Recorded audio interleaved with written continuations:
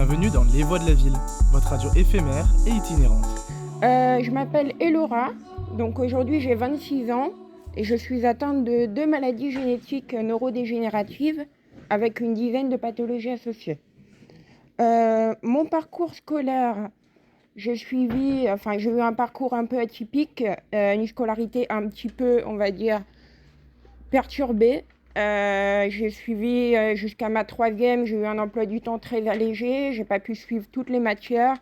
Voilà, et j'ai eu mon CFG, je n'ai pas eu mon brevet par contre. J'ai pas pu intégrer de lycée parce que j'avais pas les adaptations ni le niveau. Mais c'est surtout, voilà, aujourd'hui j'ai pu réaliser mon rêve. Aujourd'hui je suis pâtissière solidaire, c'est-à-dire que j'ai pas pu passer par le parcours classique, c'est-à-dire passer mon CAP, pareil, il n'y avait pas d'adaptation. Mais ça ne m'a pas empêché de faire de la pâtisserie. Aujourd'hui, j'ai mon association et je fais des pâtisseries bénévolement que j'offre pour contribuer à la hauteur de mes moyens. Dans mon association, j'ai des actions que je mène, des actions subventionnées. Donc, on demande des subventions. Après, pour les pâtisseries, c'est un vase communicant. C'est-à-dire, au fur et à mesure que je fais des actions, j'ai de l'argent qui rentre sur mon association. Du coup, c'est pas pour moi. Ça me permet de refaire des gâteaux et je fais tourner mon association comme ça. La surdité, donc je suis appareillée depuis l'âge de 4 ans. On a diagnostiqué d'abord mon diabète et puis ma maladie après ma première maladie, donc à l'âge de mes 7 ans. Et on n'est pas nombreux en France à avoir eu toutes les pathologies déclarées avant l'âge de 18 ans. Je ne sais pas combien on est aujourd'hui, mais voilà. Donc depuis l'âge de 7 ans, principalement. J'ai eu la chance, grâce à un documentaire qui m'a été consacré, de rencontrer le chef Philippe Conticini, qui a goûté mes gâteaux et qui m'a offert une formation professionnelle. Donc déjà, adapté. Au début, j'ai appris à travers les livres de recettes, mais ça ne vous apprend pas tout. Donc aujourd'hui, la formation, ça me permet vraiment de comprendre en profondeur la pâtisserie, le pourquoi du comment. Donc à partir de là, je sais quand les textures sont bonnes. Moi, avec le diabète, je peux me permettre de goûter quand même à des moments propices, pas tout le temps. Mais voilà, généralement, je ressens le goût, je sais quel goût, quelle texture je recherche. Ça a toujours été ma passion, la pâtisserie. Donc on va dire qu'aujourd'hui, j'ai adapté ma passion.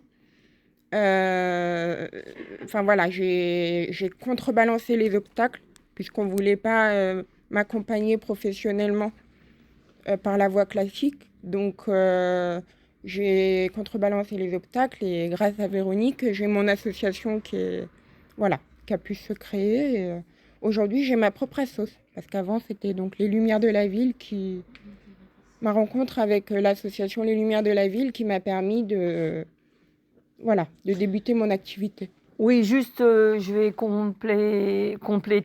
Effectivement, comme l'a dit Elora, on lui a dit, vu les handicaps qui sont les tiens, tu ne pourras jamais pâtisser, tu ne pourras jamais avoir ton entreprise, tu ne pourras jamais faire de cette passion ton métier. Donc, avec notre association Les Lumières de la Ville, on l'a mise sur des rails et grâce à sa maman, pour qu'elle puisse, à travers une association, faire de sa passion son métier. Et maintenant, elle a sa propre association avec sa maman qui s'appelle les Pâtisseries Solidaires d'Elora. Mais c'est bien elle et sa maman qui gèrent ça, qui s'en occupent. Nous, voilà, on les a lancés et maintenant, on les aide ponctuellement et c'est tout. Mais pour vous dire qu'on lui a dit ce serait impossible et qu'elle a quand même trouvé le moyen de le faire. Moi, on m'a dit... tu ne seras jamais rentable pour un patron, c'est vrai. À moins qu'il y ait un artisan sur 10 qui accepte de me prendre. On m'a dit, en même temps, je leur ai dit, moi, faire 50 éclairs identiques, c'est vrai que je ne peux pas le faire. Et puis en plus, ça ne m'intéresse pas. Moi, je ne voulais pas faire comme les autres, je voulais créer ma propre carte de produit. C'est pour ça que je me suis, en quelque sorte, lancée à mon compte. Voilà, j'ai fait quelque chose. C'est ça. C'était Les Voix de la Ville, votre radio éphémère et itinérante.